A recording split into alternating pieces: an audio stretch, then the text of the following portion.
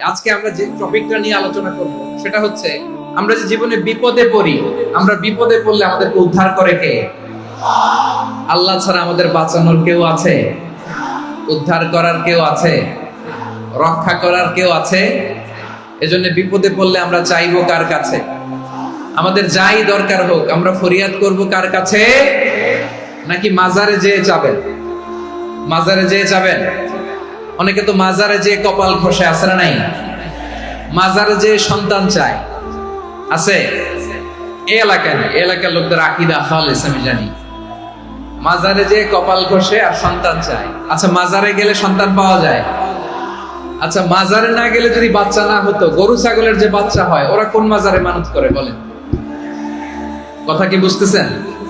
এই যে প্রতি বছর গরু ছাগল ভেড়া এগুলো যে বাচ্চা দেয়, এরা কোন মাজারে যে মানত করে? এজন্য চাইতে হবে একজনের কাছে, তিনি কে? আমার প্রিয় পটুয়াখালীবাসী, মাজার জিয়ারত করা সুন্নাহ। আমরা মাজার জিয়ারত করব, আল্লাহ ওয়ালাদের কবরে যাব, আমরা সেখানে যে সালাম দিব, দোয়া করব, নিজের জন্য করব, কবরে শুয়ে থাকা মাইয়েতের জন্য করব, পুরো মুসলিম উম্মার জন্য করব। কিন্তু কবরে যিনি শুয়ে আছে ওই বাবার কাছে সন্তান চাওয়া যাবে? চাকরি চাওয়া যাবে? সফলতা চাওয়া যাবে? সফলতা দেয় কে?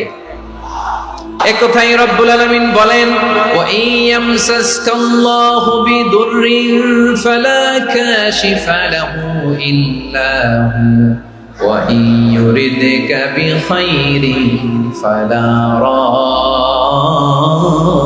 রাদ্দা লিফাদলি ইউসিবু বিহি মান ইয়াশাউ মিন ইবাদিহি ওয়া হুয়াল গফুরুর রহিম। আল্লাহু আকবার। আল্লাহ বললেন, ওয়া ইয়ামসাসকাল্লাহু বিদুররিন ফালা কাশিফা লাহু ইল্লা হু। আল্লাহ যদি তোমাকে কোনো বিপদ স্পর্শ করায়, আল্লাহ যদি তোমারে কোনো বিপদে ফেলে দেয়, ওই বিপদ থেকে উদ্ধার করার তিনি ছাড়া আর কেউ নাই। জোরে বলেন ঠিক কিনা? তিনি যদি কোনো বিপদে ফেলেন, তিনি ছাড়া বিপদ থেকে উদ্ধার করার কেউ নাই। আর তিনি যদি তোমার প্রতি কোনো অনুগ্রহ করতে চান, ওই অনুগ্রহ ঠেকিয়ে দেওয়ার ক্ষমতাও কারো নাই। আল্লাহ যদি আপনার সফলতা দিতে চায়, পৃথিবীর কোন শক্তি ওই সফলতাকে থামাতে পারে? এজন্য আল্লাহ বললেন, খবরদার, চিন্তার আকীদা খালিস করে নাও। ওয়া ইয়ামসাসকাল্লাহু বিদুররিন ফালা কাশিফা লাহু ইল্লা হু। আল্লাহ বিপদে ফেললে বিপদ থেকে উদ্ধার করার কেউ থাকে না। আর আল্লাহ যদি তোমার প্রতি দয়া দেখাতে চান, অনুগ্রহ করতে চান, ওই অনুগ্রহকে প্রতিরোধ করার মতো ক্ষমতা কারো নাই। তিনি তার বান্দাদের মধ্য থেকে যাকে ইচ্ছা তাকে দেন, যত ইচ্ছা তত দেন। তিনি ক্ষমাশীল, তিনি মেহেরবান। সুবহানাল্লাহ। তিনি ক্ষমাশীল, তিনি মেহেরবান। তাহলে এই আয়াত থেকে আমরা বুঝতে পারলাম, আমরা যদি বিপদে পড়ি আমাদেরকে কেউ বাঁচাতে পারে না।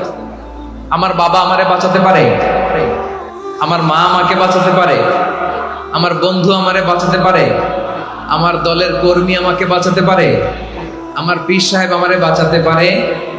আমার পটুয়াখালীর ভাইয়েরা খেয়াল রাখবেন, বাঁচাতে পারে এক মহান সত্তা, উদ্ধার করতে পারে এক মহান সত্তা। চিৎকার করে বলুন, তিনি কে?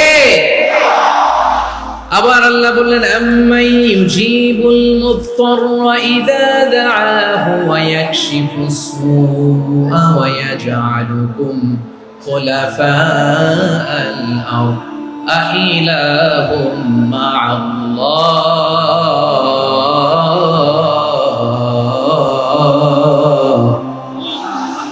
ক্বালিলাম মা তাযাক্কারুন। রব্বুল আলামিন বলেন, বিপদে পড়ে কাতর কণ্ঠে চিন্তাগ্রস্ত হয়ে যখন কেউ ফরিয়াদি হয়ে আল্লাহর ডাকে হাত তোলে, তখন এই ব্যক্তির ডাকে সাড়া দেয় কে? বিপন্ন অবস্থায় আপনি যখন কেঁদে কেঁদে হাত তুলে আপনার দুঃখের কথা জানান, আপনি যখন ডাকেন তারে, তখন আপনার ডাকে সাড়া দেয় কে? আল্লাহ বলে, আমি সাড়া দেই।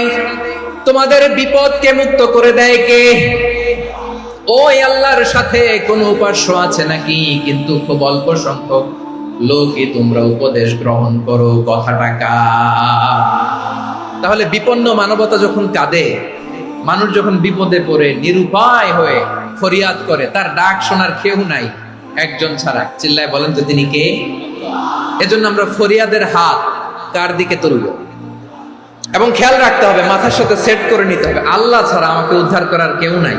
এই পৃথিবীতে কেউ আপন না প্রিয় ভাই। বিপদে বললে বোঝা যায় কেউ আপন না। আপন শুধু একজন মহান সত্তা, তিনি কে? বিপদে আপদে কেউ আমাদের বাঁচাতে পারে না, তরাতে পারে না, মুক্তি দিতে পারে না, উদ্ধার করতে পারে না, একমাত্র আমার প্রভু ছাড়া, আল্লাহ ছাড়া। চিল্লায় বলেন ঠিক কিনা? মাথার সাথে এটা সেট করে নিতে হবে যে আমাদের পুরো জীবনটাই পরীক্ষা। The life is a test. পুরো জীবনটাই পরীক্ষা। এই জীবনে বিপদ আসবে, আপদ আসবে, পরীক্ষা আসবে, সবার জীবনে এটা থাকে। এক একজনের পরীক্ষা এক এক রকম। আমার পরীক্ষা একরকম, মাসুদ ভাইয়ের পরীক্ষা একরকম, চৌধুরী সাহেবের পরীক্ষা একরকম, আপনার পরীক্ষা একরকম, ওনার পরীক্ষা আবার আরেক রকম। পুরো পৃথিবীটাই পরীক্ষা ক্ষেত্র, সবাই পরীক্ষা দিচ্ছি, কিন্তু কারো পরীক্ষা প্রশ্নের সাথে কারোটার মিল নাই। সুবহানাল্লাহ পড়বেন না? পুরোটাই পরীক্ষা ক্ষেত্র, সবাই পরীক্ষার্থী, কিন্তু প্রশ্নপত্র একটার সাথে আরেকটা মিলে না। One doesn't match the other. একজনেরটার সাথে আরেকজনেরটা মিলে না।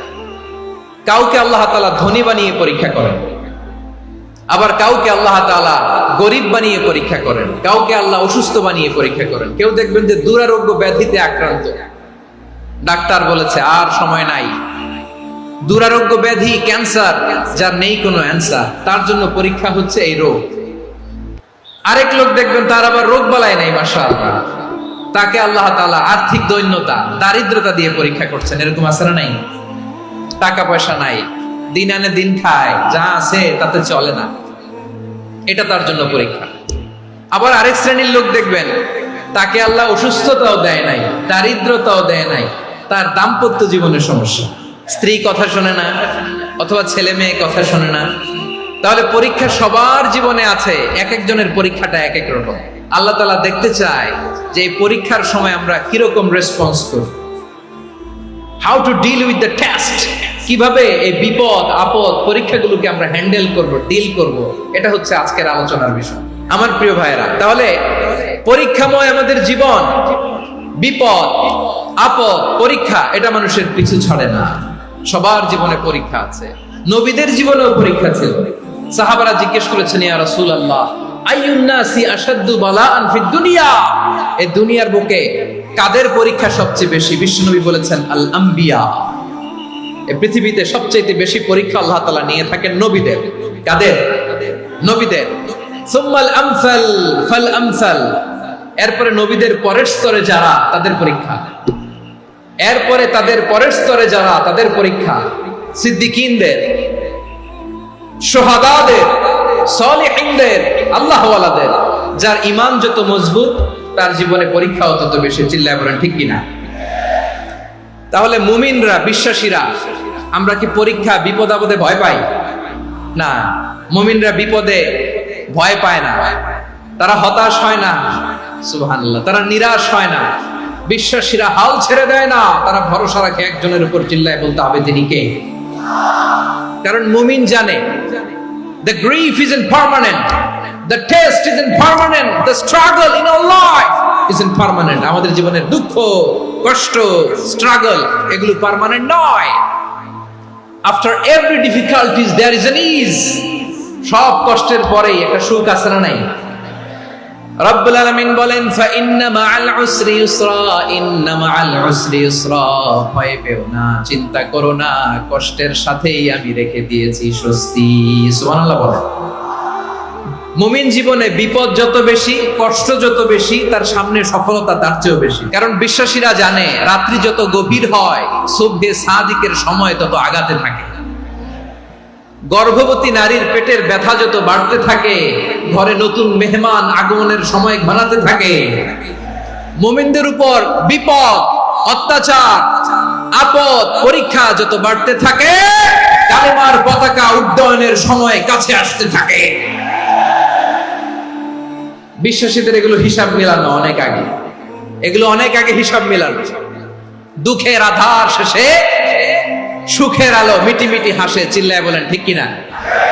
দুঃখের আধার শেষে আলোর প্রভাত হাসে, হতাশার কালো মেঘে যায় গো ভেসে, হতাশার কালো মেঘে যায় গো ভেসে, দুঃখের আধার শেষে আলোর প্রভাতে হাসে, হতাশার কালো মেঘে যায় গো ভেসে, হতাশার কালো মেঘে যায় গো ভেসে। কোরআনের পাতায় পাতায় দেখো ইমানের পথ ঢাকা ব্যথার কাটায়, কোরআনের পাতায় পাতায় দেখো ইমানের পথ ঢাকা ব্যথার কাটায়। ভেঙে পড়ো না কভু হতাশ হয়ে, ভেঙে পড়ো না কভু হতাশ হয়ে, জ্বলে পুড়ে খাঁটি সোনা হব শেষে, জ্বলে পুড়ে খাঁটি সোনা হব শেষে। দুঃখের আধার শেষে আলোর প্রভাতে হাসে, হতাশার কালো মেঘে যায় গো ভেসে, হতাশার কালো মেঘে যায় গো ভেসে। পরীক্ষা যত বেশি, কষ্ট যত বেশি, সুখের সময় তত কাছাকাছি, চিল্লায় বলতে হবে ঠিক কিনা? এজন্য মুমিন জীবনে পরীক্ষা বেশি, মুমিনদের হতাশা নাই। মুমিনরা নিরাশ হয় না, হতাশ হয় কাফিররা। মুমিনরা কখনো হাল ছেড়ে দেয় না, মুমিনরা ভরসা রাখে একজনের উপর, তিনি কে? তাহলে আমার প্রিয় পটুয়াখালীবাসী, বিপদ থাকবে, পরীক্ষা থাকবে, এই বিপদ থেকে আমাদেরকে উদ্ধার করবেন একজন, তিনি কে? আমরা শুধু আল্লাহর উপরই ভরসা রাখবো, চাইবো একজন সত্তার কাছে। আওয়াজ করে বলুন, তিনি কে? একজন সত্তার কাছে চাইবে। বিশ্বনবী উনার চাচাতো ভাই আব্দুল্লাহ ইবনে আব্বাস রাদিয়াল্লাহু তাআলা আনহুকে বললেন, ইয়া আব্দুল্লাহ ইবনুল আব্বাস, হে আব্দুল্লাহ ইবনে আব্বাস, ইদা সাআলতা ফাসআলিল্লাহ, যখন চাইবে আল্লাহর কাছে যাও। ও আব্দুল্লাহ, যখন চাইবা আল্লাহর কাছে চাও। ওয়া ইদা ইসতাআনতা ফাসতাইন বিল্লাহ, যখন সাহায্য চাইবা আল্লাহর কাছে ফরিয়াদ করো।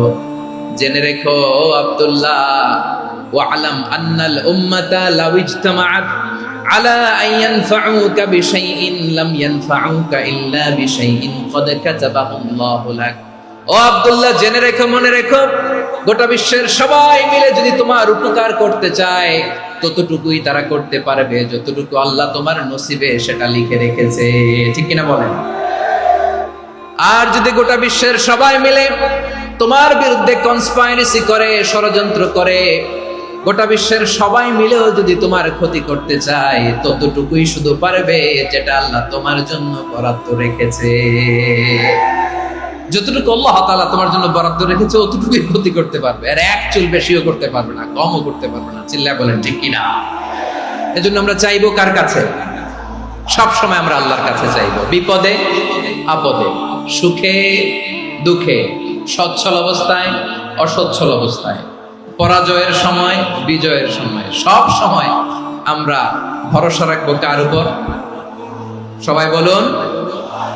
একদল লোক আছে যারা বিপদে পড়লে আল্লাহরে ডাকে, বিপদ আসলে আল্লাহরে ডাকে, বিপদ নাই আল্লাহ নাই। বিপদে পড়লে নামাজ পড়ে, বিপদও নাই নামাজও নাই। বিপদে পড়লে জিকির করে, বিপদ যখন চলে যায় ওদের জিকিরও বন্ধ হয়ে যায়। এরকম আছে না নাই? কিছু লোক দেখবেন পরীক্ষা আসলে নামাজ পড়ে, দেখবেন পরীক্ষার সময় নামাজ পড়ে, পরীক্ষাও নাই নামাজও আছে। এরকম কিছু লোক আছে অসুস্থ হলে আল্লাহরে বড্ড ভালোবাসে, আল্লাহরে খুব ডাকে। অসুস্থ হইলে অসুস্থতাও নাই, আল্লাহ স্মরণও নাই।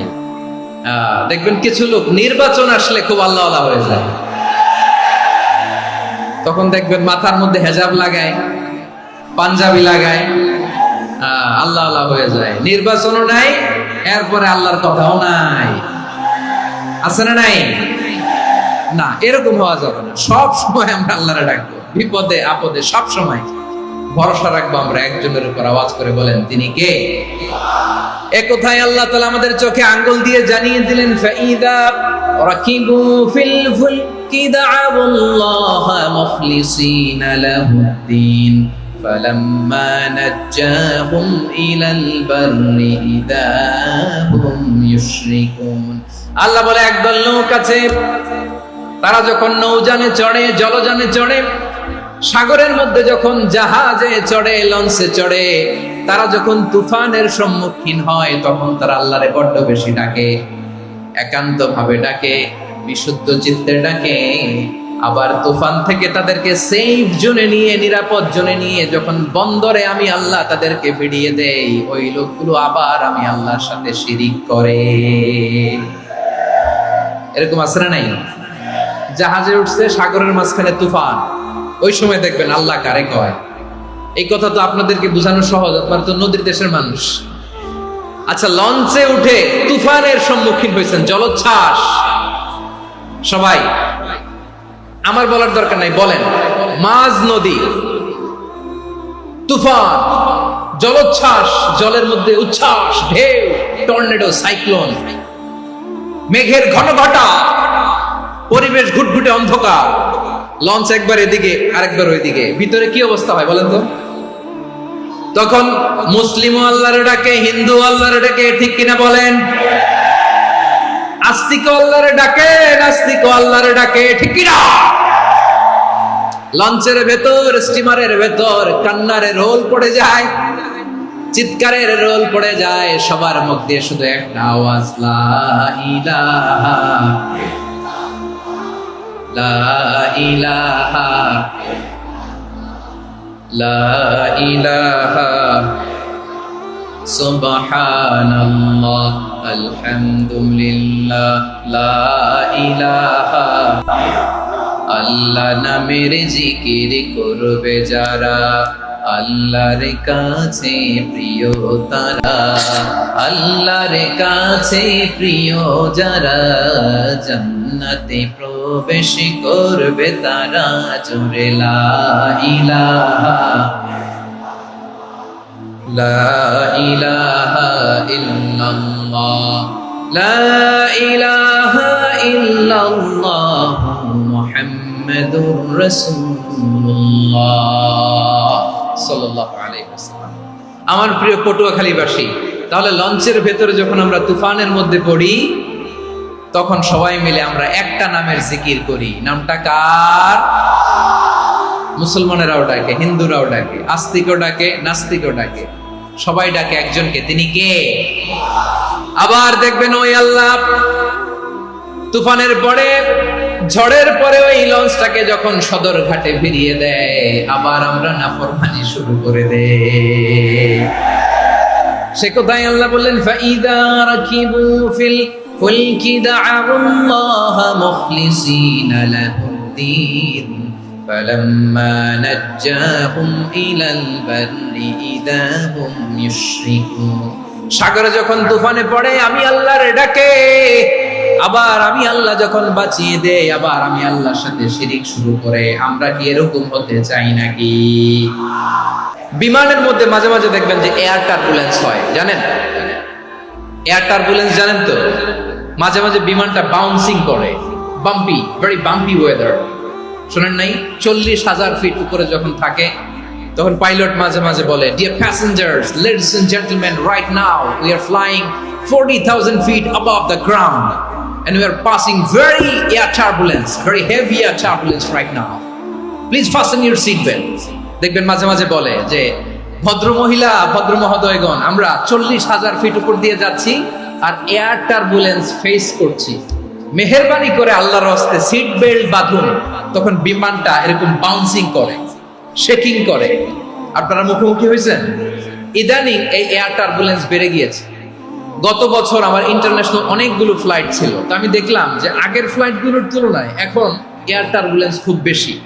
আমি একটু রিসার্চ করে দেখলাম, ক্লাইমেট চেঞ্জের কারণে, জলবায়ু পরিবর্তনের কারণে আকাশের বাতাসের মুভমেন্টে পরিবর্তন হয়েছে, ফলে এখন বিমান শেকিং করে বেশি, বাউন্সি, বাম্পি ওয়েদার। তো বলেন তো, 40,000 ফিট উপরে যখন আপনি, কয় হাজার ফিট? 40,000 ফিট উপরে যখন আপনি, তখন যখন বিমানটা এরকম বাউন্সিং করে, সবাই যখন ভমিটিং করে বিমান নষ্ট করে দেয়, বমি করে, তখন বাঁচানোর কে আছে আল্লাহ ছাড়া? কেউ আছে? ওই মুহূর্তেও সবাই মিলে একজনের ডাকে আওয়াজ করে বলেন, তিনি কে? মাঝে মাঝে কিছু সোশ্যাল মিডিয়ায় কিছু ভিডিও পাওয়া যায় যে হেভি যখন এয়ার টার্বুলেন্স হয় 10 সেকেন্ড 15 সেকেন্ডের কিছু ভিডিও পাওয়া যায় বিমানটা এরকম বাউন্সিং করছে, বাম্পি ওয়েদার, কাঁপছে, মানুষগুলো বমি করছে, অক্সিজেন মাস্কগুলো সব ঝুলে পড়েছে, বিমানটা শুধু কাঁপছে। তখন দেখবেন বিমানের ভেতরেও এরকম লঞ্চের মতো চিৎকার আছে না নাই? বিমানের ভেতরেও তখন চিৎকার। গত বছর হিথ্রো এয়ারপোর্ট থেকে সিঙ্গাপুর এয়ারলাইন্সের একটা ফ্লাইট হিথ্রো টু চাঙ্গি একটা ফ্লাইটে এমন বেশি এয়ার টার্বুলেন্সের শিকার হয়েছিল ওই এয়ারক্রাফটটা, 33 জন যাত্রী সেখানে আহত হয়েছে, একজন যাত্রী নিহত হয়েছে। কেবিন ক্রুজ এয়ার হোস্টেস যারা আছে একজনের নাক ফেটে, চোখ ফেটে, কপাল ফেটে ব্লিডিং হয়ে শয়লা। প্রিয় ভাইয়েরা, 40,000 ফিট উপরে বিমানটা যখন কাঁপবে তখন আমাদেরকে আল্লাহ ছাড়া আর কেউ বাঁচানোর আছে? এত আসতে বললে হবে? ওই কঠিন মুহূর্তে আমার বাবা আমারে বাঁচাতে পারে, আমার বন্ধু আমারে বাঁচাতে পারে। এই গ্রাউন্ডে জমিনের বুকে আমার প্রোটোকল, আমার ক্ষমতা, আমার দাম্ভিকতা কোনো কিছু আমারে বাঁচাতে পারে? একজন ছাড়া, চিল্লায় বলতে হবে তিনি কে? সে আল্লাহ বললেন, গোলাম আমি বিপদের সময় ঠিকই তোমাদের বাঁচিয়ে দেই। ওই বিমানের ভেতরে 40,000 ফিট উপরে যখন তোমরা এয়ার টার্বুলেন্সের শিকার হও তখন নাস্তিকও আল্লাহরে ডাকে, হিন্দু আল্লাহরে ডাকে, জোরে বলেন ঠিক কিনা? আবার বিমানটা যখন শান্ত হয়ে যায় একটু পরেই বিমানের স্ক্রিনের মধ্যে হিন্দি সিনেমা খোঁজে। বিমানের স্ক্রিনে কিন্তু বিশাল ওখানে আফলাম ফিল্মের একেবারে বোঝাই করা। বিমানটা শান্ত হলে আবার হিন্দি সিনেমা দেখা শুরু করে। একটু আগে ডাকছিল কারে? দেখবেন বাংলাদেশে আমাদের ক্রিকেটাররা যখন অন্য কোনো দেশের সাথে খেলে অনেক সময় এমন হয় বল বাকি একটা, রান দরকার 6টা। বল বাকি কয়টা? রান দরকার। আপনি দেখবেন ক্যামেরাম্যান তখন গ্যালারিতে খালি দেখায় দর্শকদের যে কি অস্থিরতা। হিপ হপ স্টাইলের মেয়েটা, যে মেয়েটার ওড়না এতক্ষণ ছিল গলায়, এতক্ষণ কইছিল, ওই মেয়েটা দেখবেন ওড়নাটা টেনে মাথায় দিয়ে এরকম মুনাজাত ধরতেছে, আল্লাহ আল্লাহ, একটা সক্কা, আল্লাহ আল্লাহ, আমার লাল সবুজের পতাকারে তুমি অপমানিত কইরো না আল্লাহ, ইন্ডিয়ার সাথে আমাদের খেলা, আল্লাহ আল্লাহ, একটা সক্কা, একটা। পুরো খেলা জুড়ে এই মেয়ের ওড়না ছিল গলায়, কিন্তু যখন 1 বলে 6 রান দরকার ওড়না চলে আসছে কোথায়? মাথায়। আবার মুনাজাত আছে না নাই? ঠিকই বাংলাদেশের দামাল ছেলে এমন এক শট মারলো, বল চলে গেল স্টেডিয়ামের বাইরে, ছক্কা, জিতে গেলাম আমরা। পুরো স্টেডিয়াম জুড়ে চিৎকার, হই হুল্লোড়, মौज মাস্তি। যেই মেয়েটা মাথার মধ্যে ওড়না দিয়ে এতক্ষণ সুবহানাল্লাহ সুবহানাল্লাহ বলে আল্লাহর কাছে দোয়া করেছে, ওই মেয়ে এখন আবার ওড়না ফেলে দিয়ে নাচা শুরু করে দিয়েছে। তাহলে আল্লাহর ভয়, আল্লাহর প্রতি আস্থা, বিশ্বাস, ভালোবাসা, এটা কি ক্ষণিকের জন্য? মানে আমার যখন লাগবে তখন আল্লাহর ইউজ করবো নাকি? হ্যাঁ, বিপদে আপদে, সুখের সময় দুঃখের সময়, সচ্ছল অসচ্ছল অবস্থায় বিশ্বাসীরা ভরসা রাখে একজনের উপর। চিৎকার করে বলে পটুয়াখালী তিনি কে? সে আল্লাহ বললেন, গোলাম মনে করো না জাহাজ থেকে সদরঘাটে ভিড়িয়ে দিলাম তুমি নিরাপদ হয়ে গেছো। মনে করো না 40,000 ফিট থেকে সেফ ল্যান্ডিং এর পরে এয়ারপোর্টে নেমে গেলেই তুমি নিরাপদ হয়ে গেছো। ও মিয়া, বিপদ কি শুধু সাগরে আর আকাশে? ঘরের ভেতরও বিপদ আসতে পারে কি পারে না? এজন্য সূরা মুলক আল্লাহ বললেন, আমিনতুম মান ফিস সামাই আন ইয়াখসিফা বিকুমুল আরদা ফাইদা হিয়া তামুর। আল্লাহ বললেন, তোমরা কি ভেবেছো তোমরা নিরাপদ? আমি চাইলে ল্যান্ডস্লাইডস, ভূমি ধস দিয়ে 1 লক্ষ 1 মুহূর্তে নিয়ে যেতে পারি। এক সুনামি দিয়ে থাপ্পড় মেরে 3 লক্ষ সাগরের ভেতরে ঢুকায় দিতে পারি। 1 সেকেন্ডও লাগে না আমার। أم أمنتم من في السماء أن يرسل عليكم حاصبا فستعلمون كيف نذير। আল্লাহ চাইলে আকাশ থেকে পাথর বৃষ্টি নাজিল করতে পারেন কি পারেন না? এই মুহূর্তে এখানে ভূমিকম্প দিতে পারেন কি পারেন না? আচ্ছা, ভূমিকম্প যখন হয় আমাদের কারো হুঁশ থাকে?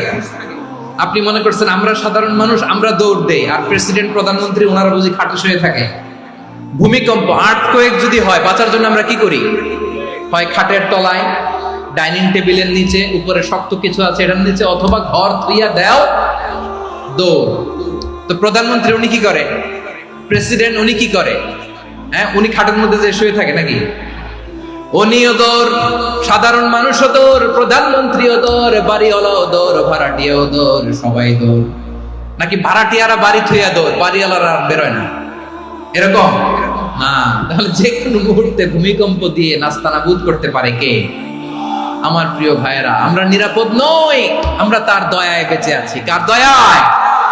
এজন্য আল্লাহ বললেন, গোলাম, যে কোনো মুহূর্তে বিপদ দিয়ে তোমাদেরকে নাস্তানাবুদ করতে পারি। বিশ্বাসী বলে যদি নিজেকে দাবি করো, সব সময় ডাকতে হবে একজন সত্তাকে। বলেন তিনি কে? আপদ থেকে, পরীক্ষা থেকে, ক্যালামিটি থেকে আমাদেরকে কেউ বাঁচাতে পারে না, একজন সত্তা ছাড়া। আবারও বলেন তো তিনি কে? এবার আমরা দেখি বিষ্ণু ইসলামের জীবনে বিপদ আপদ ছিল কিনা।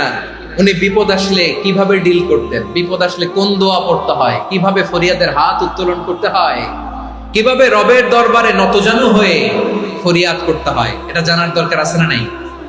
আসলে আমরা বিষ্ণুনবীর জীবনী থেকে দেখি বিপদ আসলে উনি কি করতেন। বিপদ আসলেই প্রথমে বিষ্ণুনবী সাল্লাল্লাহু আলাইহি ওয়াসাল্লাম একটা দোয়া পড়তেন। তিনি পড়তেন, ইন্না লিল্লাহি ওয়া ইন্না ইলাইহি রাজিউন। নিশ্চয় আমরা আল্লাহর জন্য, নিশ্চয় আমরা কার দিকে ফিরবো ভাই? আবার কার দিকে ফিরবো? আওয়াজ করে বলুন তো, আমরা এসেছি কার কাছ থেকে, আবারও ফিরে যাব কার কাছে? এজন্য বিষ্ণুই পড়ছেন, ইন্না লিল্লাহি ওয়া ইন্না ইলাইহি রাজিউন। নিশ্চয় আল্লাহর জন্য, ওই আল্লাহর দিকেই আমরা ফিরে যাব। তারপরে বিষ্ণুই পড়তেন, আল্লাহুম্মা আজুরনি ফি মুসিবাতি ওয়াখলুফ লি খায়রাম মিনহা। একসাথে প্রথমে পড়তেন ইন্না লিল্লাহি ওয়া ইন্না ইলাইহি রাজিউন, তারপর পরে পড়তেন আল্লাহুম্মা আজুরনি ফি মুসিবাতি ওয়াখলুফ লি খায়রাম মিনহা। মানে আল্লাহ, এই যে আমি বিপদে ধৈর্য ধারণ করলাম, এটার সব তুমি আমারে দাও, আর যেটা হারালাম এর চেয়ে ভালো কিছু দিয়ে মেকআপ করে দিও, ভালো কিছু দিয়ে বদল করে দিও। সুবহানাল্লাহ পড়েন। তাহলে বিপদ আসলে আমরা কি পড়ব? এদেশে পরস্পরে দেখা হলে দেয় সালাম, এদেশে আমজনতার হৃদয় জুড়ে পাক কালাম, এদেশে বিপদ এলে সর্বজনে সর্বক্ষণে দোয়া পড়ে ইন্না লিল্লাহ। কি পড়ে? সুবহানাল্লাহ সুবহানাল্লাহ সুবহানাল্লাহ সুবহানাল্লাহ। এদেশে আজান শুনে সূর্য ওঠে শহর গ্রামে, এদেশে আজান শুনে সূর্য ডুবে সন্ধ্যা নামে, এদেশে সকল কাজে সবাই বলে বিসমিল্লাহ, এদেশে ভালো কিছু দেখে শুনে হাসি মুখে সবাই বলে মাশাআল্লাহ। তাহলে বিপদ এলে আমরা কি পড়ি? তাহলে বিপদ এলেই আমরা এখন থেকে ইন্না লিল্লাহ পড়বো, নাকি হাই হুতাশ করবেন? একদল আছে হাই হুতাশ করে, হায় আল্লাহ রে, মোর কি হইল রে, মুই কি হরমু রে, মুই কমবে যামু রে, এরকম বিলাপ করতে নিষেধ করেছেন বিষ্ণু। কি করব, কই যাব, কি হবে, হায় হায়, এরকম হাহুতাশ আছে না নাই? বিশ্বাসীরা হাহুতাশ করে না, তারা ইন্না লিল্লাহ পড়ে। কি পড়ে মনে থাকবে? আমরা পড়বো ইন্না লিল্লাহি ওয়া ইন্না ইলাইহি রাজিউন। নিশ্চয়ই আমরা আল্লাহর জন্য, আমরা আল্লাহর দিকেই ফিরে যাব। এরপর পড়বো আল্লাহুম্মা আজুরনি ফি মুসিবাতি ওয়াখলুফ লি খায়রাম মিনহা। আল্লাহ, আমি যে বিপদে ধৈর্য ধারণ করলাম এটার সওয়াব দিও, আর যা হারালাম তার চেয়ে ভালো কিছু দিয়ে বদল করে দিও। সুবহানাল্লাহ পড়েন। বিশ্বনবীর হাদিস শুনলেন উম্মে সালামা রাদিয়াল্লাহু তাআলা আনহা। ওনার স্বামী হলো আবু সালামা। মজার ঘটনা খেয়াল করে শুনেন। সাইয়্যিদাতুনা উম্মে সালামা রাদিয়াল্লাহু তাআলা আনহা, ওনার স্বামীর নাম আবু সালামা। শ্রেষ্ঠ দম্পতি, শ্রেষ্ঠ ফ্যামিলি। প্রথমে হিজরত করেছিলেন হাবাসায়, পরে হিজরত করেছেন মদিনায়। উহুদ যুদ্ধের পরে ওনার স্বামী আবু সালামা ইন্তেকাল করলো, শহীদ হলো। সুবহানাল্লাহ পড়েন। যখন আবু সালামা ইন্তেকাল করলো, উম্মে সালামা রাদিয়াল্লাহু তাআলা আনহা কেঁদে কেঁদে হয়রান। আর নবীর শিখানো বাণী অনুযায়ী তিনি বারবার পড়ছিলেন ইন্না লিল্লাহ। কি পড়ছিলেন? ইন্না লিল্লাহ। যেহেতু বিশ্বনবী বলেছেন কেউ যদি বিপদের প্রথম ধাক্কায় পড়ে ইন্না লিল্লাহি ওয়া ইন্না ইলাইহি রাজিউন, আল্লাহুম্মা আজুরনি ফি মুসিবাতি ওয়াখলুফ লি খায়রাম মিনহা, তাহলে এই বিপদে যে সে যা হারালো তার চেয়ে শ্রেষ্ঠ কিছু দিয়ে আল্লাহ তার বদল দিয়ে দিবে। এই হাদিস শুনে উম্মে সালামা রাদিয়াল্লাহু তাআলা আনহা ওনার প্রাণ প্রিয় স্বামী আবু সালামার ইন্তেকালের পরে চোখের পানি ছাড়ে আর পড়ে ইন্না লিল্লাহি ওয়া ইন্না ইলাইহি রাজিউন আল্লাহুম্মা আজুরনি ফি মুসিবাতি ওয়াখলুফনি খায়রাম মিনহা। বারবার এই দোয়া পড়ে চোখের পানি ছাড়ে, এই দোয়া পড়ে চোখের পানি ছাড়ে, আর মনে মনে বলে আবু সালামার মতো ভালো মানুষ মদিনাতে নাই, আবু সালামার চেয়েও ভালো মানুষ মদিনাতে নাই, তার চেয়ে ভালো মানুষ কি করে আল্লাহ তাআলা আমারে দিবে, তার চেয়ে ভালো মানুষ তো আমি মদিনাতে দেখি না। চোখের পানি দিয়ে বুক ভাসায় আর নবীর হাদিসের উপর আমল করে পড়ে ইন্না লিল্লাহি ওয়া ইন্না ইলাইহি রাজিউন, ইন্না লিল্লাহি ওয়া ইন্না ইলাইহি রাজিউন। পড়তে পড়তে চোখের পানি ছাড়ে আর চিন্তা করে বিশ্বনবী বললেন এই দোয়া পড়লে যেটা হারালাম তার চেয়ে ভালো কিছু দিয়ে আল্লাহ পুরস্কার দেয়। আবু সালামের চেয়ে ভালো মানুষ মদিনার মধ্যে আর কে হতে পারে? কি আজীব তামাশা, কি অবাক করা ঘটনা। কিছুদিন পরে দেখা গেল সাইয়্যিদুল মুরসালিন রাহমাতাল লিল আলামিন স্বয়ং বিশ্ব নবী উম্মে সালামাকে বিয়ের প্রস্তাব পাঠিয়েছে। স্বয়ং বিশ্ব নবী উম্মে সালামা রাদিয়াল্লাহু তাআলা আনহাকে বিয়ের প্রস্তাব পাঠিয়েছেন। উনি রাজি হয়ে গেলেন, বিয়ে হয়ে গেল, উনি হয়ে গেলেন উম্মুল মুমিনিন, আমাদের মা, পুরো মুসলিম উম্মার মা। চিৎকার করে বলেন আল্লাহু আকবার। তাহলে আমার প্রাণপ্রিয় ভাইরা, বিপদে পড়লে আমরা পড়বো ইন্না লিল্লাহি ওয়া ইন্না ইলাইহি রাজিউন আল্লাহুম্মা আজুরনি ফি মুসিবাতি ওয়াখলুফনি খায়রাম মিনহা। যারা যারা বিপদ আসলে এই দোয়াটা পড়বেন এখন থেকে আওয়াজ করে ইনশাআল্লাহ বলেন। যা হারাইছেন তার চেয়ে শ্রেষ্ঠ জিনিস দিয়ে বদলা দিবে কে? তাহলে বিপদে পড়লেই প্রথমে আমরা এটা পড়বো, শুনে শুনে মুখস্থ করবেন। আমার মায়েরা, আমার বোনেরা, আপনাদের জন্য 3টি মাঠের অ্যারেঞ্জমেন্ট করা হয়েছে, আমি জানি।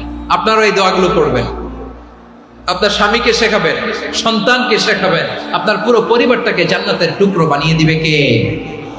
তাহলে বিপদ আসলে প্রথমে কি পড়তে হবে এটা জেনে গেলাম। এরপরে বিপদ আসলে নিজেকে কি করে আল্লাহর কাছে সঁপে দিতে হয় এটাও জানার দরকার আছে না নাই? বিপদে প্রথমে ইন্না লিল্লাহ পড়লাম, ধৈর্য ধারণ করলাম, বিপদ থেকে উদ্ধারের সর্বোচ্চ চেষ্টা করলাম। আমার কাজ যখন শেষ তখন আমি আমার এই বিষয়টা আল্লাহর কাছে সঁপে দিই। কার কাছে? বিপদে বললে কেমন করে নিজেকে আল্লাহর কাছে সঁপে দিতে হয় আসুন সাইয়েদনা ইব্রাহিম আলাইহিস সালামের জীবনী থেকে জানি। আল্লাহর খলিল ইব্রাহিম আলাইহিস সালাম আমাদের মতো সমাজ ব্যবস্থা পায় নাই। আমরা জন্মের পরে আমাদের কানের ভেতরে আজান দিয়েছে কে? একামত দিয়েছে কে? আমাদের বাপ দাদারা আমাদের কানে আজান দিয়েছে কি? দেয় নাই। আমাদের জন্মের পরেই তো আজান, একামত, বাড়ির পাশে মসজিদ, প্রতিদিন আজান, জুমার খুতবা, প্রতি মাসে মাসে তাফসীরুল কোরআন মাহফিল, মসজিদ, মিনারা, অভাব নাই। ঠিক কিনা বলে? আপনি যেই সুন্দর ইসলামিক এনভায়রনমেন্ট পেয়েছেন, আমাদের ইব্রাহিম খলিল উনিও কি এরকম পেয়েছিলেন? হ্যাঁ, উনি জন্মের পর পরে ওনার কানে আজান দিছে কেউ? আমার প্রিয় ভাইরা, আগা গোড়া একটা শিরকি পরিবেশ উনি জন্মগ্রহণ করেছেন। উনি ছাড়া ওই তল্লাটে একজনও আল্লাহর উপর বিশ্বাসী নাই। কল্পনা করতে পারেন? গোটা তল্লাটে, গোটা দেশে বিশ্বাসী মুমিন, আল্লাহর উপর বিশ্বাস স্থাপনকারী কয়জন? সবাই বলেন কয়জন? বাকি সব মুশরিক। বাকি সব মুশরিক নিজের সাথে নিজে শক্ত বোঝাপড়া করে, অ্যানালজি করে, সেলফ কনভারসেশন করে উনি মহা সত্যের সন্ধান পেয়েছে। উনি আকাশের তারা দেখে ভাবে মনে হয় এটাই আমার খোদা, পরে দেখে তারা নাই, মনে মনে বলে না তাইলে এটা না। আবার চাঁদ দেখে বলে চাঁদটা বড় মায়া লাগে, মনে হয় এটাই আমার রব, পরে দেখে চাঁদও নাই, কয় না এটা না। এরপরে দ্বীপ প্রহরের জলজলে সূর্যটা খা খা করে গোটা পৃথিবীটারে রৌদ্র দিয়ে তাতিয়ে রাখে। তিনি ভাবলেন মনে হয় এটাই আমার রব, কারণ এটাই তো সবচেয়ে বড়। কিন্তু বিকেল বেলা ওই সূর্যটাও যখন চলে যায়, সাইয়েদনা ইব্রাহিম বলে না এটাও তো নাই, আমার খোদা যদি আমারে ছেড়ে চলে যায়, বিপদে পড়লে আমারে উদ্ধার করবে কে? এভাবে নিজের সাথে অ্যানালজি, সেলফ কনভারসেশন করতে করতে করতে তিনি মহা সত্যের সন্ধান পেয়েছেন। সুবহানাল্লাহ। সব শেষে তিনি ডিসিশন নিয়ে ঘোষণা দিলেন, ইন্নী ওয়াজ্জাহাতু ওয়াজহিয়া লিল্লাযী ফাতারাস সামাওয়াতি ওয়াল আরদা হানিফান ওয়া মা আনা মিনাল মুশরিকিন। নিশ্চয় আমি এমন সত্তার দিকে মনোনিবেশ করলাম, মুখাপেক্ষী হলাম, যিনি আকাশ বানিয়েছেন, জমিন বানিয়েছেন। আমি মুশরিক নই। সুবহানাল্লাহ। পারতেন? আপনি পারতেন? কেউ নাই, লক্ষ লক্ষ মুশরিক, আপনি একা। ওনার মতো এরকম বিচক্ষণতা দিয়ে আল্লাহরে খুঁজে পাইতে পারতেন আপনি? কি নবী ছিল, আল্লাহকে খুঁজে পেয়েছে। যখন আল্লাহর ইবাদত শুরু করলো, এই কথা ছড়ায় পড়লো চারদিকে। নমরুদ সাইয়েদনা ইব্রাহিমকে ডেকে পাঠালেন। নমরুদ বলে, ইব্রাহিম, তুমি নাকি মূর্তির পূজা না করে কোন নতুন রবের ইবাদত করো, কে তোমার রব? সাইয়েদনা ইব্রাহিম বললেন, রব্বি আল্লাযী ইউহয়ী ওয়া ইউমীত, আমি এমন রবের ইবাদত করি যিনি জীবন দেন, যিনি মৃত্যু দেন। নমরুদ বলে, তাই নাকি? তোমার রব জীবন দেয়, মৃত্যু দেয়, আর এটা তো আমি দেই। আমিও তো জীবন দেই, আমিও তো মৃত্যু দেই। সাইয়েদনা ইব্রাহিম বললেন, কেমন করে তুমি জীবন দাও, মৃত্যু দাও, একটু দেখাও তো। নমরুদ জেলখানা থেকে দুজন কয়েদি ডেকে আনলো। কয়েদি এনে অর্ডার করলো, একটাকে এখনই শিরোচ্ছেদ, হেড অফ, ডেথ পেনাল্টি, মৃত্যুদণ্ড দেয়া হলো, ফিনকি দিয়ে রক্ত বের হলো। নমরুদ বলে, দেখো, দুজনকে ধরে আনলাম, একজন কয়েদিকে দিলাম ডেথ পেনাল্টি, মৃত্যুদণ্ড, ওরে মৃত্যু দিলাম। আরেকজন যে দাঁড়িয়ে আছে, চাইলে ওরেও আমি মৃত্যুদণ্ড দিতে পারি, কিন্তু না, ওরে আমি দিব না, ওরে আমি বাঁচাইয়া দিলাম, ছেড়ে দিলাম, মানে জীবন দিলাম। দেখো ইব্রাহিম, তোমার চোখের সামনে একজনদের মৃত্যু দিলাম, আরেকজনদের জীবন দিলাম। আপাত দৃষ্টিতে তাই তো, একজনের তো জীবন দিল, আরেকজনরে মৃত্যু দিল। সাইয়েদনা ইব্রাহিম এবার বিপাকে পড়ে গেলেন। কিন্তু এক একজন নবীকে আল্লাহ এমন উইজডম, বিচক্ষণতা দিয়ে এই জমিনে পাঠিয়েছেন। মুহূর্তের মধ্যে আল্লাহর খলিল ইব্রাহিম বললেন, فإن الله يأتي بالشمس من المشرق فأتي بها من المغرب فبهت الذي كفر। আল্লাহর খলিল ইব্রাহিম বললেন, নমরুদ, বুঝলাম তুমি জীবন দাও, মৃত্যু দাও, দেখলাম, কিন্তু আমার রব, আমার আল্লাহ প্রতিদিন সকালবেলা উষা লগ্নে ওই পূর্ব দিগন্ত থেকে সূর্যটাকে উদিত করেন, সাঁঝের বেলা, বিকেল বেলা, কুথুরি লগ্নে, সন্ধ্যা বেলা ওই দ্বিপ্রহরের জল জলে সূর্যটাকে পশ্চিম দিগন্তে ডুবিয়ে দেন। মানে সকালবেলা পূর্ব দিক থেকে উদিত করা সূর্যটাকে পশ্চিম দিকে বিকেলে তিনি ডুবিয়ে দেন। তুমি যদি পারো ওই সূর্যটাকে পশ্চিম দিক থেকে উদিত করে পূর্ব দিকে ডুবিয়ে দাও। সুবহানাল্লাহ পড়বেন না? দেখেন, ইনস্ট্যান্ট ইন্টেলেক্ট, মুহূর্তে বিচক্ষণতা, উইজডম কাকে বলে? নমরুদ পারবে? নমরুদের বাপ পারবে? ওর দাদা, ওর 14 গোষ্ঠী, গোটা বিশ্বের সব ক্ষমতাধর রাষ্ট্রনায়করা একসাথে হলে পারবে? ফাবুহিতাল্লাযী কাফার পারে নাই, ব্যর্থ হয়েছে। এবার তেলে বেগুনে জ্বলে উঠেছে, রেগে মেগে আগুন বলে, ফালকুহু ফিল জাহিম। ওর সাথে তর্ক নাই, না পেরে এবার এটারে আগুনে ফেলা। বিশাল বিশাল গাছ কেটে লাকড়ি এনে আগুনের কুণ্ডলি বানানো হলো, দাও দাও দাও দাও করে আগুন জ্বলে। আল্লাহর খলিল ইব্রাহিমকে আগুনে নিক্ষেপ করা হবে। আল্লাহর খলিল সাইয়েদনা ইব্রাহিমের হাতের মধ্যে রশি দিয়ে টাইট করে বাঁধা হলো, পায়ের মধ্যেও টাইট করে রশি দিয়ে বাঁধা হলো। আল্লাহর খলিল ইব্রাহিমকে আগুনের কুণ্ডলির মধ্যে ফেলা হবে। ওমিয়া, আপনি যে বিপদের কারণে ভয় পান, হতাশ হন, এটা কোনো বিপদ? ওনার বিপদের সামনে এটা কোনো বিপদই না, এটা কোনো বিপদই না। হাত পা বেঁধে টাইট করে নিক্ষেপ করা হবে, সিম্পলি ফেলা যাবে না, কারণ দাও দাও করে দ্য ব্লেজিং ফায়ার, এমন আগুনের কুণ্ডলি, কাছে যাওয়া যায় না, আগুনের উত্তাপে নিক্ষেপ করা হবে। হাতে রশি বেঁধে, পায়ে রশি বেঁধে আল্লাহর খলিল ইব্রাহিম আলাইহিস সালামকে আগুনের মধ্যে নিক্ষেপ করা হবে।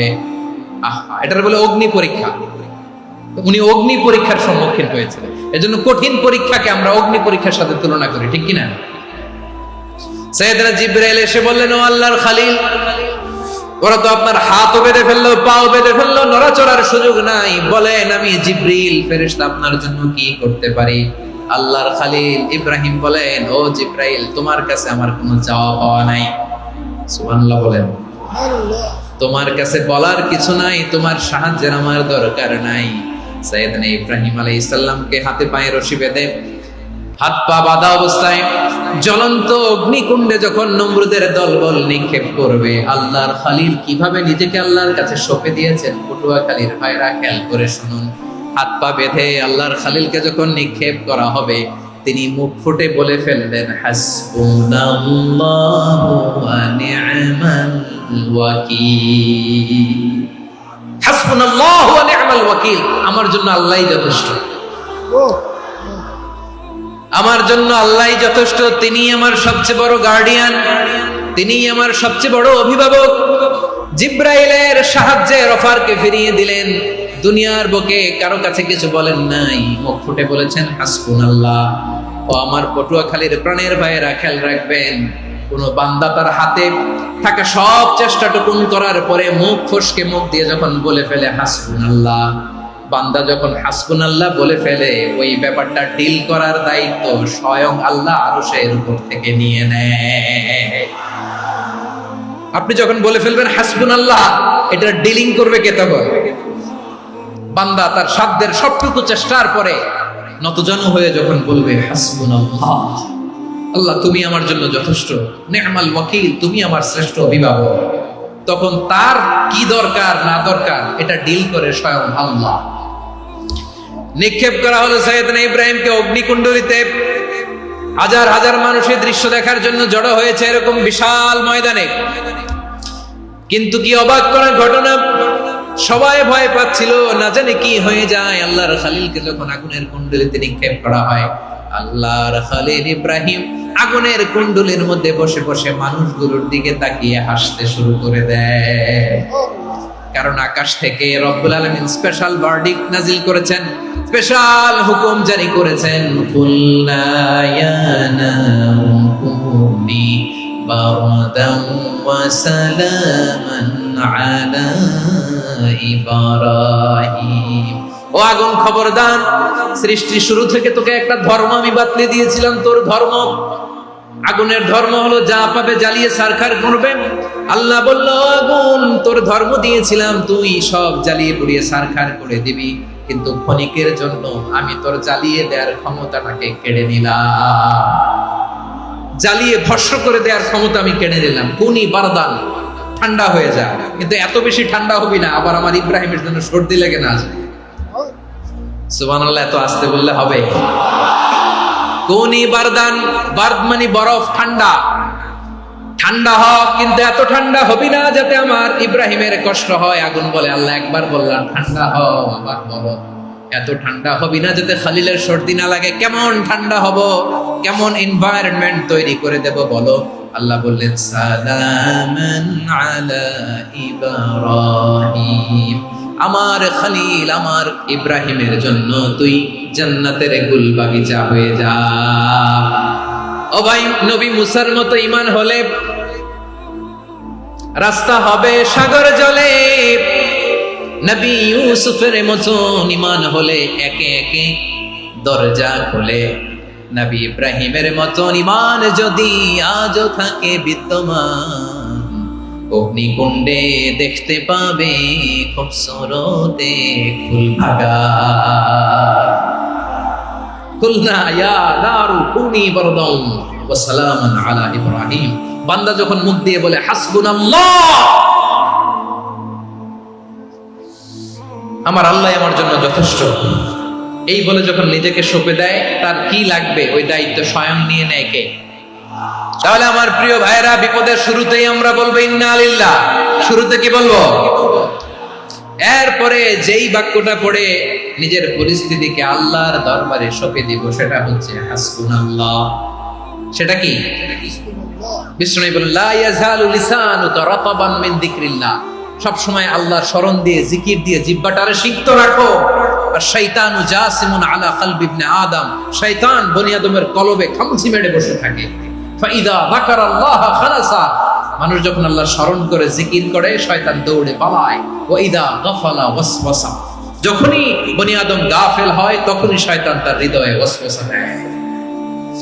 এজন্য বিপদে পড়লে ইন্না লিল্লাহ, নিজের সবটুকুন করার পরে, নিজের রোল প্লে করার পরে নিজেকে আমরা কি বলে সঁপে দিব? সবাই বলেন, মনে থাকবে? বিপদে পড়লে প্রথমে ইন্না লিল্লাহ, এরপরে নিজেকে যখন সঁপে দিব তখন হাসবুনাল্লাহ। এরপরে কঠিন বিপদ যদি যখন বিশ্বনবী পড়তেন তখন কি করতেন? এমন বিপদ মাঝে মাঝে হয় না, দেয়ালে পিঠ থেকে যায়, চোখে মুখে অন্ধকার, কি করব দিশা খুঁজে পাই না, এরকম হয় কখনো? বিশ্বনবী এরকম কঠিন বিপদে পড়েছেন জীবনের কিছু কিছু মুহূর্তে। ওই মুহূর্তে বিশ্বনবী স্পেশাল 2টা দোয়া পড়তেন। এই দোয়াগুলো আপনাদেরকে জানিয়ে দেয়। বিশ্বনবী বলেন, কঠিনতম বিপদে যখন পড়বা, দেয়ালে পিঠ থেকে যায়, চোখে মুখে অন্ধকার, বাঁচার কোনো উপায় নাই, তখন পড়বা লা ইলাহা ইল্লা আনতা সুবহানাকা ইন্নী কুনতু মিনাল যালিমিন। আল্লাহ, তুমি ছাড়া কোনো ইলাহ নাই, তুমি পবিত্র, নিশ্চয় আমি জালিমদের অন্তর্ভুক্ত। সুবহানাল্লাহ বলেন। এই দোয়া সাইয়েদনা ইউনূস আলাইহিস সালাম পড়েছিলেন যখন মাছের পেটে ছিলেন। এবং অনেক মুফাসসিরিন ইকরাম বলেছেন, অনেক আহলুল ইলমরা বলেছেন, এটা হচ্ছে ইসমে আজম। ইসমে আজম এমন দোয়া যেটা দিয়ে দোয়া করলে আল্লাহ দোয়া কবুল করে, কিন্তু এটা কোনটা এটা নিয়ে ইখতিলাফ আছে। কোন কোন আহলুল ইলম বলেন এই লা ইলাহা ইল্লা আনতা সুবহানাকা ইন্নী কুনতু মিনাল যালিমিন, এটা হচ্ছে ইসমে আজম। সাইয়েদনা ইউনূস আলাইহিস সালাম পড়েছেন, আপনারা পড়েননি? এটা পড়বেন আপনারা। এই দোয়া পড়ে সাইয়েদনা ইউনূস আলাইহিস সালাম মাছের পেট থেকে রক্ষা পেয়েছিলেন। রক্ষা করেছিল কে? তুমি ইউনূস নবীরে যখন খাইলো মাছেতে গিলিয়া, ফেরেশতা পাঠাইয়া দিলে ইসমে আজম দিয়া, প্রাণে ছিল যাহার ভয় সেথা পাইল আশ্রয়, প্রাণে ছিল যাহার ভয় সেথা পাইল আশ্রয়, মাছের পেট হতে সে যে পেল পরিত্রাণ। আল্লাহু আল্লাহু তুমি জাল্লে জালালুহু, শেষ করা তো যায় না গে তোমার গুণগান। আল্লাহু আল্লাহু লা ইলাহা ইল্লা আনতা সুবহানাকা ইন্নী কুনতু মিনাল যালিমিন। বিশ্বনবী বললেন, দেয়ালে পিঠ থেকে গেলে, চোখে মুখে অন্ধকার, বাঁচার কোনো উপায় নাই, তখন এই দোয়াটা পড়তে হবে। এই দোয়া পড়ে আল্লাহর কাছে ফরিয়াদ করলে বিপদ মুক্ত করবেন কে? কেন এই দোয়াটা আল্লাহর কাছে বড্ড প্রিয় জানেন আমার ভাইরা? কারণ এই দোয়ার মধ্যে 3টা জিনিস আছে। 1 নম্বরে হচ্ছে তাওহীদ, 2 নম্বরে তাসবিহ, 3 নম্বরে তাকরীর। আই রিপিট, আবারও বলছি, 1 নম্বরে তাওহীদ, 2 নম্বরে তাসবিহ, 3 নম্বরে তাকরীর। এই দোয়াটা আল্লাহর কাছে এত পছন্দনীয় কারণ এই দোয়ার প্রথম অংশে আছে তাওহীদ, আল্লাহর একত্ববাদের ঘোষণা। লা ইলাহা ইল্লা আনতা, ও আল্লাহ আপনি ছাড়া কোনো ইলাহ নাই, উপাস্য নাই, এই কথা বললে আল্লাহ বড় খুশি হয়ে যায়। সুবহানাল্লাহ পড়েন। এই দোয়ার দ্বিতীয় অংশে আছে তাসবিহ, মানে আল্লাহর প্রশংসা, প্রশংসা সূচক বাণী। সুবহানাক সুবহানাক সুবহানাক, ও আল্লাহ আমি আপনার পবিত্রতা ঘোষণা করছি। সুবহানাক, এই কথা শুনলেও আল্লাহ খুশি হয়ে যায়। সুবহানাল্লাহ পড়েন। এই দোয়ার তৃতীয় অংশে আছে তাকরীর। তাকরীর মানে পাপের স্বীকৃতি। তাকরীর মানে কি? তাকরীর মানে পাপের স্বীকৃতি। এই দোয়ার তৃতীয় অংশে আছে ইন্নী কুনতু মিনাল যালিমিন, ও আল্লাহ আমি জালিমদের অন্তর্ভুক্ত। আল্লাহ আল্লাহ আমি জালেম, আল্লাহ আমি ভুল করেছি, অন্যায় করেছি, আল্লাহ আমি জালেমদের অন্তর্ভুক্ত। এই পাপের স্বীকৃতি, অ্যাকনোলেজমেন্ট আল্লাহ বড় পছন্দ করে। যখন আল্লাহর কাছে আপনি ছোট হবেন, ছোট হতে হতে যত ছোট হবে, ওই দৃশ্যটা দেখতে আল্লাহ বড় পছন্দ করে। সুবহানাল্লাহ বলেন। 3 নম্বর অংশ ইন্নী কুনতু মিনাল যালিমিন, আল্লাহ আমি জালেমদের অন্তর্ভুক্ত। সাইয়েদনা আদম আলাইহিস সালাম ভুল করে যখন নিষিদ্ধ গাছের ফুল খেয়ে ফেললেন, ফল খেয়ে ফেললেন, আল্লাহ বললেন আদম ক্ষমা পেতে চাইলে তুমি আর হাওয়া মিলে স্বীকৃতি দাও, পাপের স্বীকৃতি আর পড়ো। রব্বানা যালামনা আনফুসানা ওয়া ইল্লাম তাগফির লানা ওয়া তারহামনা লানাকুনান্না মিনাল খাসিরিন। ও আল্লাহ আমি আদম আর হাওয়া জালামনা আনফুসানা, আমরা আমাদের নফসের উপর বড় জুলুম করেছি। আল্লাহ ওয়া ইল্লাম তাগফির লানা ওয়া তারহামনা, আপনি যদি ক্ষমা না করেন, আপনি যদি দয়া পরবশ না হন, আপনি যদি রহম না করেন, আমরা তো ক্ষতিগ্রস্তদের মধ্যে শামিল হয়ে যাব। এই দোয়া করার সাথে সাথে সাইয়েদনা আদম আর হাওয়া আলাইহিস সালামকে ক্ষমা করে দিলেন কে? তাহলে এই দোয়ার 3 নম্বর অংশ তাকরীর, এটা আল্লাহ বড় পছন্দ করে। আমার কলিজার টুকরা ভাইয়েরা, গুনাহ করে শিকার যেতে হবে, এটা আল্লাহ ভালোবাসেন। সাইয়েদনা আবু বকর রাদিয়াল্লাহু তাআলা আনহু বিষ্ণু ঈসা ইসলামকে বললেন, ইয়া রাসূলুল্লাহ আল্লিমনি দুআআন আদউ বিহি ফি সালাতি। নবী হে, আপনি আমার এমন একটা স্পেশাল দোয়া শিখায়া দেন যে দোয়াটা আমি নামাজে পড়ব। নবী বললেন, তাহলে তুমি পড়ো, আল্লাহুম্মা ইন্নী যালামতু নাফসি যুলমান কাসীরান ওয়া লা ইয়াগফিরুদ যুনুবা ইল্লা আনতা ফাগফিরলি মাগফিরাতাম মিন ইনদিকা ওয়ারহামনি ইন্নাকা আনতাল গফুরুর রহিম। সুবহানাল্লাহ। সালাম ফেরানোর আগে পড়েন, ও আবু বকর, নামাজে যদি দোয়া করতে মনে চায় এই দোয়াটা পড়বা, আল্লাহুম্মা ইন্নী যালামতু নাফসি, আল্লাহ জুলুম করেছি আমার নফসের উপর, যুলমান কাসীরা, অনেক জুলুম, ওয়া লা ইয়াগফিরুদ যুনুবা ইল্লা আনতা, আপনি ছাড়া এই জুনুব, এই পাপ ক্ষমা করার দ্বিতীয় কোনো রব নাই। আছে? এজন্য আল্লাহরে বলবেন, আল্লাহ আমি ছাড়া তোমার গোলামের অভাব নাই, ও আমার রব আমি ছাড়া এই জমিনের বুকে তোমার গোলামের অভাব নাই, কিন্তু তুমি ছাড়া তো আমার দ্বিতীয় কোনো রব নাই। পারবেন বলতে? পারবেন? চোখের পানি ছেড়ে আল্লাহরে বলবেন, আল্লাহ তুমি আমার রব, তুমি আমার সব। কি বলবেন? আল্লাহরে বলেন, আল্লাহ তুমি আমার রব, তুমি আমার সব। আল্লাহ আমি ছাড়া এই জমিনে তোমার গোলামের অভাব নাই, তুমি ছাড়া আমার দ্বিতীয় কোনো রব নাই। এ কথা বলে চোখের পানি ছেড়ে আল্লাহরে স্বীকৃতি দেন, আল্লাহ আমি পাপী, আল্লাহ এই জমিনে আমার চেয়ে বড় পাপী আর কেউ নাই। ওযু করে সিজদায় লুটিয়ে পড়ে চোখের পানি ছেড়ে আল্লাহরে পাপের স্বীকৃতি দেন, আল্লাহ এমন কোন জুলুম নাই, গুনাহ নাই আমি করি নাই, সগীরা কবিরা, জেনে না জেনে, ইচ্ছায় অনিচ্ছায়, শিরকি বেদাতি সব গুনাহ করেছি। আল্লাহ আকাশের নিচে জমিনের উপরে আমার চেয়ে বড় গুনাহগার আর কেউ নাই। চোখের পানি ছেড়ে আল্লাহরে বলেন, আল্লাহ আমি ছাড়া তোমার গোলামের অভাব নাই, তুমি ছাড়া আমার দ্বিতীয় কোনো রব নাই, তুমি ছাড়া তো কেউ আমার গুনাহ ক্ষমা করার নাই, তুমি আমার রব, তুমি আমার সব। বলতে পারবেন? এই তাকরীর আমার পটুয়াখালীর ভাইয়া, এই স্বীকৃতিটা দেখতে আল্লাহ বড় ভালোবাসে, কারণ আমরা সবাই গুনাহগার, আমরা সবাই কি? বিশ্বনবী বলেন, কুল্লুকুম খাত্তাউন, আ বনি আদম, আমরা সবাই পাপী। সবাই কি? সবাই পাপী। আমরা সবাই পাপী, আপন পাপের বাটখারা দিয়ে অন্যের পাপ মাপি। আমরা যে পাপী এটা ভাবতে মনে চায় না কারণ, খালি অন্যের পাপ দেখি আমরা, এটা ভুল। ওর এই পাপ, ও পাপী, ও জালেম, ও জাহান্নামী, এরকম একটা টেন্ডেন্সি। আমার যে কি হালাত এটার খেয়াল নাই। খেয়াল করতে হবে যে আমি সবচেয়ে বড় পাপী, ঠিক কিনা বলেন? পাপ করি না এমন কেউ আছি? হ্যাঁ আছি। কেউ না জানলেও জানে কি আমার পাপের ঘটনা? পৃথিবী না জানুক আমি তো জানি, আমি কি পাপ করেছি। হায় ও আমার কলিজার টুকরা ভাইয়েরা, মাথাটাকে নিচু করে জীবনের সব গুনার ফিরিস্তিগুলো একটা একটা করে স্বীকার করে আল্লাহরে বলেন, আল্লাহ আমি পাপী, আল্লাহ আমার যে বড় পাপী এই দুনিয়াতে কেউ নাই, আকাশের নিচে জমিনের উপরে আমার যে বড় পাপী কেউ নাই। একটা একটা করে আল্লাহ স্বীকার করি আমি পাপী, সব পাপের স্বীকৃতি দিলাম।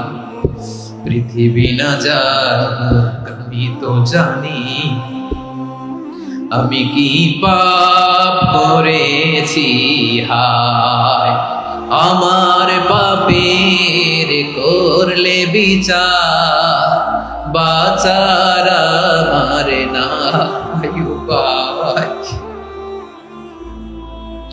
দয়াময় তুমি মাফ করো আমায়, মাফ করো আমায়।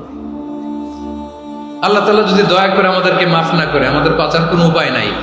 আপনি কি ভেবেছেন আপনার নামাজ দিয়ে আপনি জান্নাতে যাবেন? আপনি তাহাজ্জুদ গুজার, সেজদা দিতে দিতে কপালে দাগ ফেলেছেন, এটা আপনারা জান্নাতে নেবে না। আপনি এলাকার সবচেয়ে বড় হাতেম তাই দানশীল, এই দানের ভরসায় বসে আছেন। কশিন কালো আমাদের নামাজ, আমাদের রোজা, আমাদের ইবাদত, এগুলোকে মিজানের পাল্লায় উঠালে কোনো ওজনই হবে না। তবে আমাদের একটা কৌশল জানা আছে, আমরা আল্লাহর রহমতের ভিখারি। আমরা সেদিন আগেই গুনার স্বীকৃতি দিয়ে দেব। আমরা বলবো, আল্লাহ তুমি প্রশ্ন করার আগে তোমার একটা কথা বলি, আমারে কিছু জিজ্ঞেস করো না, আমি সব করেছি। এমন কোন পাপ নাই যে পাপ আমারে দিয়ে হয় নাই। তোমার রহমত দিয়ে তুমি জান্নাতে পাঠাবা, তোমার দয়ায় জান্নাতে যেতে চাই, আমল দিয়ে না। পারবেন বলতে? কিয়ামতের দিন আমরা বলবো, আল্লাহ আমার আমল দিয়ে জান্নাত চাই না, আমি তোমার দয়া দিয়ে জান্নাত চাই। তোমার দয়া ছাড়া আমার কোনো উপায় নাই। কারণ আল্লাহ যদি বিচার করে বাঁচার কারো উপায় নাই। আল্লাহ যদি বলে ফেলেন তুই এটা করলি কেন, ওখানে গেলি কেন, কোরআনে 1000 বার নিষেধ করলাম তারপরেও এই পাপে জড়ালি কেন, এরকম প্রশ্ন ছুড়ে দিলে আমার উত্তর আছে? বাঁচার কোনো উপায় আছে? রোজ হাসরে হে আল্লাহ আমার করোনা বিচার, আল্লাহ করোনা বিচার, বিচার চাহি না তব দয়া চাই, এ গুনাহগার করোনা বিচার। আপনার আমল দিয়ে জান্নাতে যাবেন? কি দিয়ে যাবেন? আল্লাহর দয়া দিয়ে। আল্লাহর রহম আর দয়া ছাড়া কেউ জান্নাতের চেহারাও দেখতে পাবে না। আমার প্রিয় ভাইয়েরা, এই দোয়া আল্লাহর কাছে পছন্দনীয় হওয়ার কারণ 3টা। দোয়ার প্রথম অংশে আছে তাওহীদ, আল্লাহর একত্ববাদের ঘোষণা। এই দোয়ার দ্বিতীয় অংশ আছে তাসবিহ, আল্লাহর প্রশংসা সূচক বাণী। এই দোয়ার 3 নম্বর অংশ পাপের স্বীকৃতি। তাহলে আমরা সবাই গুনাহগার, আমরা আল্লাহর কাছে পাপের স্বীকৃতি দিয়ে বলবো, ও আল্লাহ ইন্নী কুনতু মিনাজ জালিমিন, আমরা জুলুম করেছি, পাপ করেছি, অন্যায় করেছি, আল্লাহ বুঝতে পারি নাই, শয়তানের ওয়াসওয়াসায় পড়ে, বন্ধুর পাল্লায় পড়ে, নফসের খায়েশ মেটাতে যে আল্লাহ করে ফেলেছি। তুমি গুনাহ না মাফ না করলে আমাদের গুনাহ মাফ করার দ্বিতীয় কেউ নাই। ঠিক কিনা বলেন? এভাবে অনুতপ্ত হয়ে যদি আল্লাহর কাছে দোয়া করেন, দেয়ালে পিঠ থেকে গেছে, কোনো রাস্তা নাই বের হওয়া, ওই মুহূর্তেও আপনাকে বিপদ থেকে উদ্ধার করবে কে? বিশ্বনবী চরম বিপদে পড়লে 2টা দোয়া পড়তেন। প্রথম হলো এটা, লা ইলাহা ইল্লা আনতা সুবহানাকা ইন্নী কুনতু মিনাজ জালিমিন। এই দোয়াটা আমরা বেশি বেশি পড়ব। রাজি আছেন? সবাই আওয়াজ করে পড়ুন ইনশাআল্লাহ। আমার প্রিয় ভাইয়েরা, বিপদে পড়লে বিশ্বনবী আরো একটা দোয়া পড়তেন, লা ইলাহা ইল্লাল্লাহুল আযীমুল হালিম, লা ইলাহা ইল্লাল্লাহু রাব্বুল আরশিল আযীম, লা ইলাহা ইল্লাল্লাহু রাব্বুস সামাওয়াতি ওয়াল আরদি ওয়া রাব্বুল আরশিল কারীম। আল্লাহ ছাড়া কোনো উপাস্য নাই, তিনি সুমহান, মহা সহিষ্ণু। আল্লাহ ছাড়া কোনো উপাস্য নাই, তিনি সুমহান, আরশের অধিপতি। আল্লাহ ছাড়া কোনো উপাস্য নাই, তিনি আকাশের মালিক, জমিনের মালিক, তিনি সুবিশাল, আরশের অধিপতি। সুবহানাল্লাহ পড়েন। এই দোয়াটা কেউ যদি পড়ে যদি এর ওসিলা করে দোয়া করে, তাকে বিপদ থেকে মুক্তি দেয় কে? মনে থাকবে আপনাদের? তাহলে বিপদের প্রথম ধাক্কায় কি যেন পড়তে হয়? ইন্না লিল্লাহ। তারপরে কি বলে আল্লাহর কাছে নিজেকে সঁপে দিতে হয়? দেয়ালে পিঠ থেকে গেলে লা ইলাহা ইল্লা আনতা সুবহানাকা ইন্নী কুনতু মিনাজ জালিমিন। 2 নম্বর হচ্ছে লা ইলাহা ইল্লাল্লাহুল আযীমুল হালিম, লা ইলাহা ইল্লাল্লাহু রাব্বুল আরশিল আযীম, লা ইলাহা ইল্লাল্লাহু রাব্বুস সামাওয়াতি ওয়াল আরদি ওয়া রাব্বুল আরশিল কারীম। মনে থাকবে? অনেক সময় এমন হয়, হঠাৎ বিপদের সম্মুখীন হই, আমরা রেডি হয়ে বের হইছি অফিসে, হঠাৎ অ্যাক্সিডেন্টে পড়ে যাই, হঠাৎ পেটের ব্যথায় অজ্ঞান, এরকম হয় না? বিষ্ণু ইসলাম বলেন, আকস্মিক দুর্ঘটনার বিপদ থেকে যদি কেউ বাঁচতে চায়, সকাল সন্ধ্যা যেন প্রত্যেকে এই দোয়াটা পড়ে। সকালে যদি 3 বার পড়ে, সন্ধ্যা পর্যন্ত হঠাৎ বিপদ থেকে সে রক্ষা পাবে।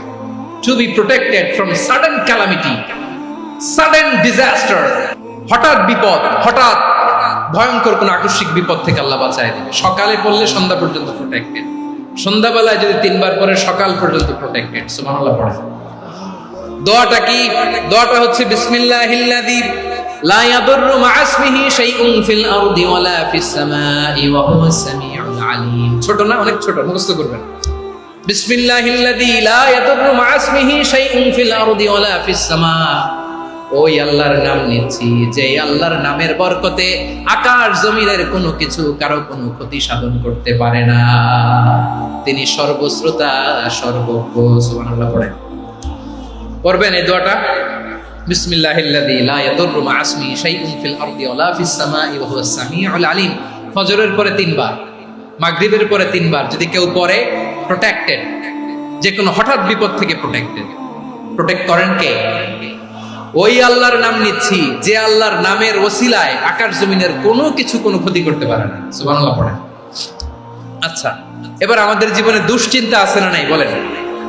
Tension, hyper tension, anxiety, depression, সবার জীবনে টেনশন আছে না নাই? এই দুশ্চিন্তা, পেরেশানি, মারাত্মক পেরেশানি থেকে মুক্তি পাওয়ার জন্য বিষ্ণু ইসলাম দুটো দোয়া পড়তেন। কয়টা? অনেকগুলো পড়তেন। স্পেশাল দুটো দোয়া আজকে আপনাদের শিখায় যাবো, শুনবেন? পেরেশানিতে পড়লে, টেনশনে পড়লে এই দোয়াটা। প্রিয় ভাইরা, বিষ্ণু ইসলাম যখন খুব বিপদে পড়তেন, দুশ্চিন্তা ওনাকে ঘিরে ধরতো, উনি পড়তেন ইয়া হাইয়ু ইয়া কাইয়ুম বিরহমাতিকা আস্তাগীথ। ইয়া হাইয়ু ইয়া কাইয়ুম, হে শাশ্বত অবিনশ্বর, হে চিরঞ্জীব, বিরহমাতিকা আস্তাগীথ, তোমার রহমতের উসিলায় তোমার কাছে ফরিয়াদ করি। এটা পড়তেন। আবার আরেক বর্ণনায় এসেছে ইয়া হাইয়ু ইয়া কাইয়ুম বিরহমাতিকা আস্তাগীথ আসলিহ লি শা'নি কুল্লাহু ওয়ালা তাকিলনি ইলা নাফসি তারফাতা আইন। আসলিহ লি শা'নি কুল্লাহ, আল্লাহ আমার সবকিছু আপনি সেটেল করে দেন। আমাদের সব ঝামেলা সেটেল করে দিতে পারে কে? তাহলে পড়বেন ইয়া হাইয়ু, এ চিরঞ্জীব। হাইয়ু মানে চিরঞ্জীব, যিনি চিরকাল বেঁচে থাকবেন, মরবেন না। আল্লাহ মরবেন? তার কোনো লয় আছে? ক্ষয় আছে?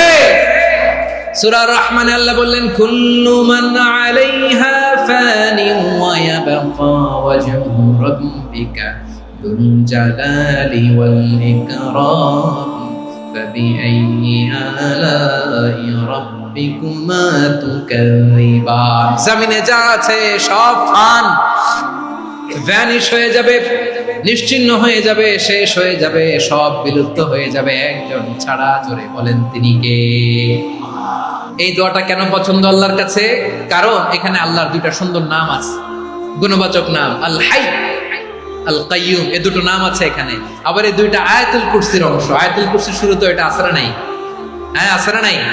3 নম্বর কারণ, এটা ইসমে আজম। কোন দোয়াটা ইসমে আজম? যে দোয়া ওসিলায় দোয়া করলে আল্লাহ দোয়া ফেরায় না।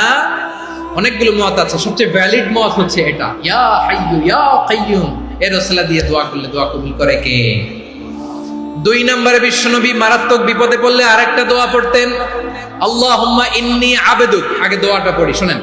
আল্লাহুম্মা ইন্নী আবদুক ওয়া ইবনু আবদিক ওয়া ইবনু আমাতিক নাসিয়াতি বিয়াদিক মাদিন ফিয়া হুকমুক আদলুন ফিয়া কাদাউক আসআলুকা বিকুল্লি ইসমিন হুয়া লাক সাম্মাইতা বিহি নাফসাক আও আনসালতাহু ফি কিতাবিক আও আল্লামতাহু আহাদাম মিন খালকিক أو استأثرت به في علم الغيب عندك أن تجعل القرآن ربيع قلبي ونور صدري وجلاء حزني وذهاب همي। سبحان الله পড়েন।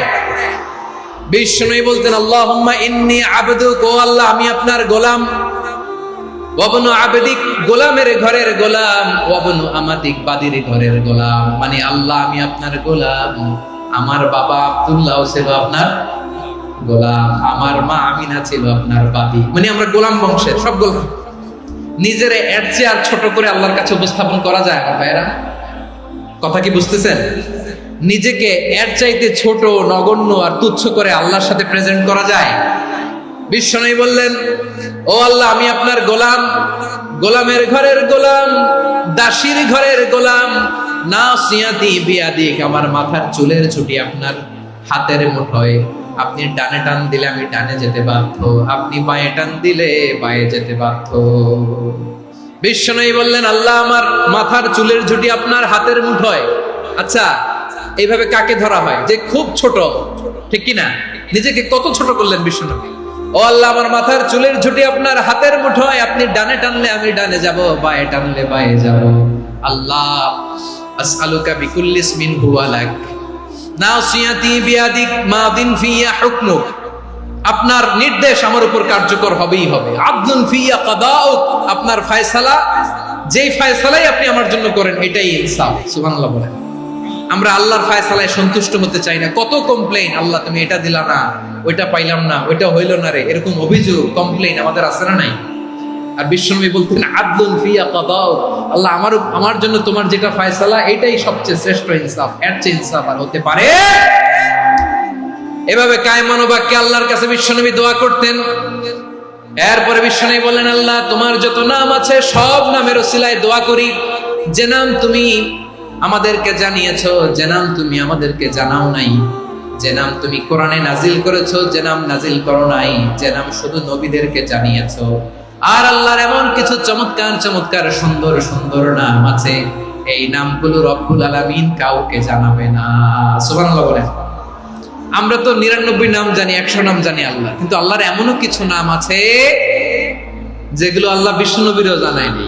এগুলো আল্লাহ ইলমুল গায়বে রেখে দিয়েছেন। দোয়ার সময় বলবেন, আল্লাহ তোমার যেই নামগুলো জানি, যেগুলো জানি না, যেগুলো কোরআনে আছে, যেগুলো নাই, যেগুলো নবীরে খাস ভাবে জানাইছে ওগুলোর উসিলায়, যেগুলো কোনোদিন জানাবাও না, তোমার ওই নামের উসিলাও তোমার কাছে চাই।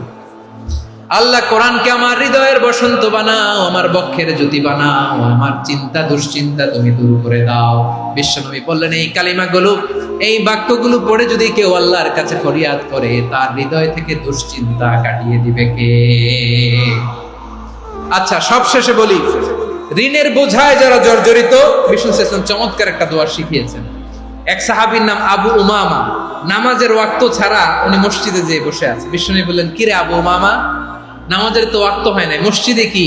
সাহাবী বলে, হুমুমুন লাজিমাতনি ওয়া দুয়ুন, নবী গো, ঋণের বোঝায় এমন টেনশনে আছি, ঘরে থাকতে পারলাম না, মসজিদে চলে আসছে। বিষ্ণু বললেন, আমি কি তোমার এমন একটা দোয়া শিখাবো যেটা পড়লে আল্লাহ তাআলা তোমার ঋণের বোঝা হালকা করে দিবে? আবু উমামা বললেন, ইয়া রাসূলুল্লাহ, অবশ্যই শিখাবেন। বিষ্ণু বললেন, তাহলে তুমি পড়বা, আল্লাহুম্মা ইন্নী আউযু বিকা মিনাল হাম্মি ওয়াল হাযান ওয়া আউযু বিকা মিনাল জুবনি ওয়াল বুখল ওয়া আউযু বিকা মিন গালাবাতিদ দাইনি ওয়া কাহরির রিজাল।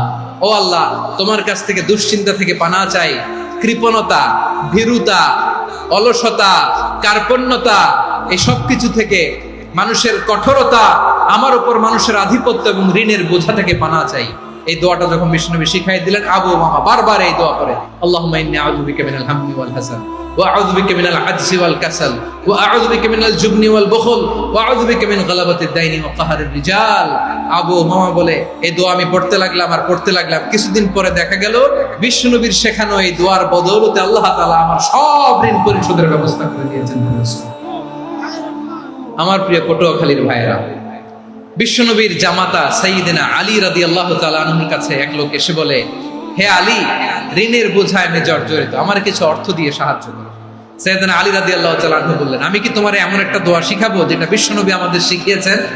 এই দোয়া যদি তুমি পড়ো, লাউ কানা আলাইকা মিসলু জাবালিন কাবীরিন দাইনান আদাল্লাহু আনকা, পাহাড় পরিমাণ যদি ঋণের বোঝা হয়, আল্লাহ এটা পরিশোধের ব্যবস্থা করে দিবেন। ছোট্ট একটা দোয়া বিশ্বনবী শিখালেন, বললেন, তুমি পড়বা, আল্লাহুম্মা কফিনি বিহালালিকা আন হারামিকা ওয়া আগনিনি বিফাদলিকা আম্মান সিওয়াক। আল্লাহুম্মা কফিনি বিহালালিকা আন হারামিক, আল্লাহ তোমার হালাল দিয়ে আমাকে পরিতুষ্ট করো, হারাম থেকে বাঁচিয়ে রাখো, আর তোমার অনুগ্রহে মানুষের মুখাপেক্ষী যেন আমি না হই, আমি যেন সবসময় তোমার মুখাপেক্ষী হই, ওই তৌফিক দিও। সুবহানাল্লাহ। এই দোয়া বেশি বেশি বললে ঋণের বোঝা হালকা করে দিবে কে? তাহলে প্রিয় ভাইয়েরা, বিপদে পড়লেই প্রথমে কি পড়বেন? ইন্না লিল্লাহ। কি বলে নিজেকে আল্লাহর কাছে সঁপে দিতে হয়?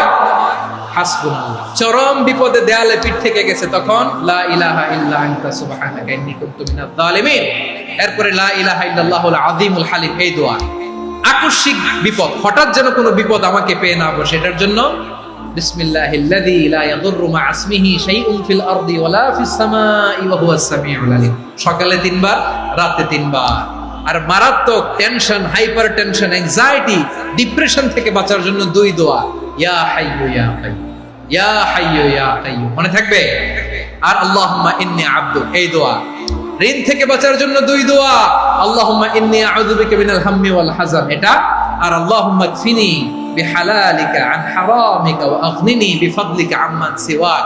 আর সব সময় পড়ার জন্য একটা আমল দিয়ে যাই, উঠতে বসতে, অফিসে যাচ্ছেন, অফিস থেকে ফিরতেছেন, বসে আছেন, শুয়ে আছেন, ছোট্ট এক শব্দে আমরা যেন বেশি বেশি পড়ি, আস্তাগফিরুল্লাহ।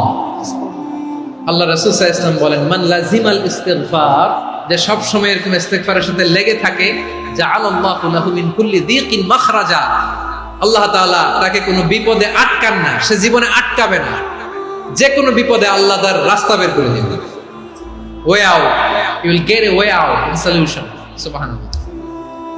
ওয়ামিন কুল্লি হাম্মিন ফারাজা, দুশ্চিন্তা মুক্ত হবে। ওয়ায়ারযুকহু মিন হাইসু লা ইয়াহতাসিব, এমন জায়গা থেকে আল্লাহ রিজিকের বন্দোবস্ত করবে যেটা সে কল্পনাও করে না। আওয়াজ করে পড়েন সুবহানাল্লাহ। আমার প্রিয় ভাইয়েরা, এটা গেল নিজের বিপদ। নিজে যদি বিপদে পড়েন, অন্যের বিপদ যদি দেখেন, এটার জন্য একটা দোয়া আছে। অনেক সময় আমরা দেখি হাসপাতালে ক্যান্সারের 3rd স্টেজে চলে গেছে, লোকটা হ্যাংলা হয়ে চিকন হয়ে হায়রে কি কষ্ট পায়, দেখি না? বিষ্ণু বলে একটা দোয়া যদি কেউ অন্যের কোনো বিপদ দেখে পড়ে, ওই বিপদ তার জীবনে কখনো আসবে না। অনেক সময় হয় যে আমরা মহাসড়ক দিয়ে যখন চড়ি, দুর্ঘটনায়, আইরে আল্লাহ, দুর্ঘটনায় মানুষের মাথা একদিকে, দেহ আরেকদিকে, ব্লিডিং, এরকম হয় না? আল্লাহ তুমি হেফাজত করো। বিশ্বনবী বলেন এই দুর্ঘটনা দেখে কেউ যদি এই দোয়াটা পড়ে, তার জীবনে সে কোনোদিন এরকম অ্যাক্সিডেন্টের সম্মুখীন হবে না। বিশ্বনবী বলেন অন্যের বিপদ দেখে কেউ যদি পড়ে, আলহামদুলিল্লাহিল্লাযী আফানি মিম্মা বাতালাকা বিহি ওয়া ফাদ্দালানি আলা কাসীরিন মিম্মান খালাকা তাফদীলা, মানে প্রশংসা সেই আল্লাহ, যে আল্লাহ তাআলা তোমাকে যেই জিনিস দিয়ে পরীক্ষা করেছে, আমাকে ওইটা থেকে বাঁচিয়ে দিয়েছে। তোমাকে আল্লাহ যেই বিপদে ফেলেছে, আমাকে ওই বিপদ থেকে তিনি মুক্ত রেখেছে, আর তার অনেক সৃষ্টির উপর আমাকে তিনি প্রাধান্য দিয়েছে। সুবহানাল্লাহ পড়েন। যে কোনো বিপদ, কারো ক্যান্সার দেখে যদি এই দোয়াটা আপনি বিশ্বাসের সাথে পড়েন, জীবনে কোনোদিন ক্যান্সার রোগে আক্রান্ত হবেন না। দুর্ঘটনা দেখে যদি পড়েন, ওই দুর্ঘটনা আপনাকে স্পর্শ করবে না। যে কোনো কারো বিপদ দেখে যদি কোনো বিশ্বাসী বান্দা এই দোয়া পড়ে, বিশ্বনবী বলেন লাম ইউসিবহু যালিকাল বালা, ওই বিপদ তাকে আর ধরবে না।